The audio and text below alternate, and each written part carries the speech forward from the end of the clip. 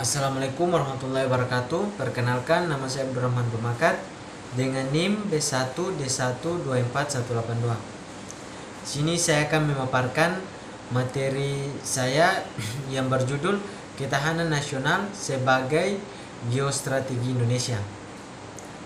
Pada topik pembahasan saya hari ini ada 4 topik. Yang pertama yaitu Geostrategi Indonesia, dan yang kedua pengertian ketahanan nasional, dan yang ketiga perkembangan nasional di negara Indonesia, dan yang keempat unsur-unsur ketahanan nasional. Yang pertama yaitu geostrategi Indonesia. Geostrategi Indonesia berasal dari bahasa Yunani yaitu geos yang berarti ruang atau wilayah, dan strategos yang berarti strategi secara metode. Secara istilah geostrategi berarti suatu cara atau pendekatan dalam memanfaatkan kondisi lingkungan untuk mewujudkan cita-cita, proklamasi, dan tujuan nasional. Geostrategi Indonesia disebut dengan istilah ketahanan nasional. Yang kedua, pengertian ketahanan nasional. Ketahanan nasional adalah kondisi dinamis yang merupakan integrasi dari kondisi tiap-tiap aspek dari kehidupan bangsa dan negara. Pada hakikatnya, ketahanan nasional adalah kemampuan suatu bangsa untuk dapat menjamin kelangsungan hidup menuju kejayaan bangsa dan negara. Dan yang ketiga yaitu perkembangan nasional di negara Indonesia.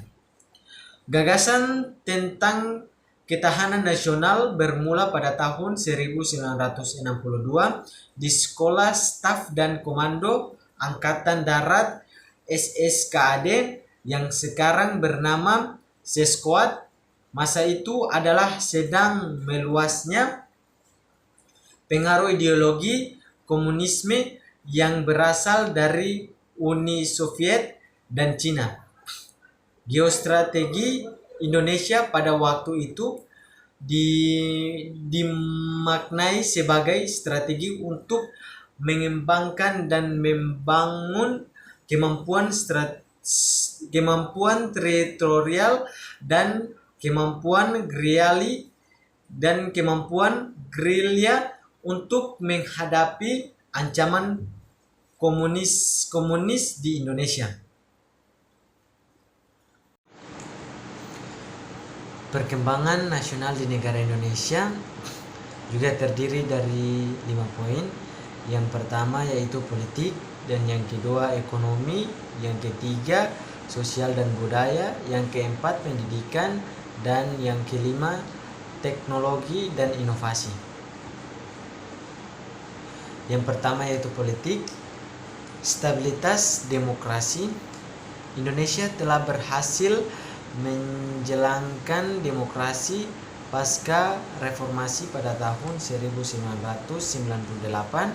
dengan pemilihan umum yang berlangsung secara teratur dan damai. Desentralisasi. Penerapan otonomi daerah telah memberikan kewenangan lebih besar kepada pemerintahan daerah dalam mengelola wilayahnya. Kebijakan strategis fokus pada pembangunan berkelanjutan, penegakan hukum, pada pemberantasan korupsi teratur menjadi tantangan utama. Dan yang kedua yaitu ekonomi. Pertumbuhan ekonomi. Indonesia merupakan salah satu negara dengan ekonomi besar di Asia Tenggara. Sektor utama termasuk agribisnis, manufaktur, dan pariwisata. Infrastruktur. Proyek besar seperti pembangunan jalan tol, bandara, pelabuhan, dan transportasi massal. MRT dan LRT terus digalakkan.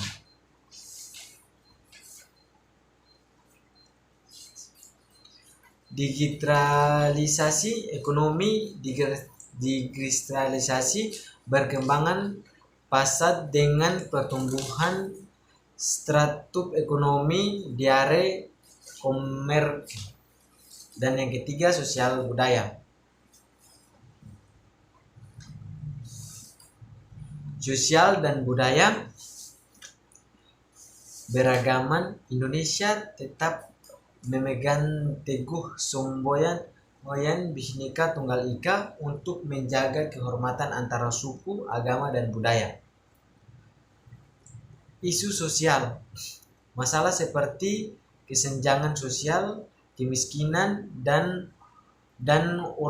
urbanisasi masih menjadi fokus perhatian pemerintahan. Promosi budaya lokal semakin diperkenalkan di tingkat internasional melalui seni, musik, kalender, dan pariwisata. Dan yang keempat yaitu pendidikan. Peningkatan akses program seperti Kartu Indonesia Pintar (KIP) memberikan akses pendidikan kepada lebih banyak anak-anak. Kurikulum Merdeka fokus pada pendidikan berbasis komunitas dan kebutuhan siswa dan menghadapi tantangan abad ke-21 digitalisasi pendidikan. Pembelajaran online semakin diterapkan terutama sejak pandemi COVID-19. Dan yang kelima, teknologi dan inovasi.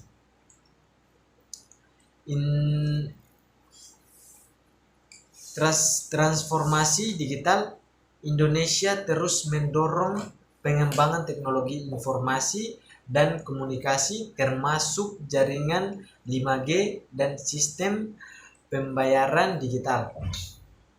Energi terbarukan, peningkatan investasi dalam energi surya, angin, dan panas bumi sebagian dari komitmen memaju energi berbasis tertutup teknologi. Banyak startup Indonesia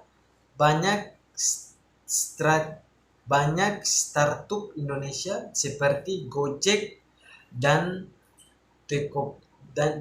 Tokopedia menjadi unicorn dengan nilai pasar yang besar.